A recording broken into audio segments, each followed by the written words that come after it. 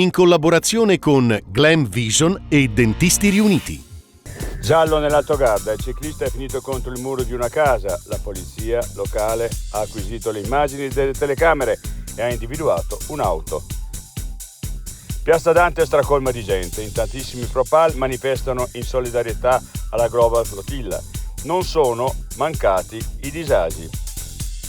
Fine vita, 6.000 firme per la legge trentina e c'è anche quella di Mirko Bisesti della Lega, una battaglia di civiltà.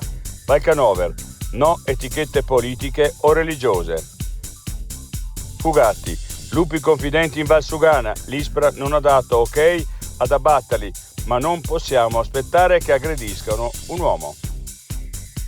L'altra montagna, divieto caldarroste nel Vicentino, scoppia la polemica, ma l'ostacolo alla cottura è piuttosto limitato e non riguarda i privati.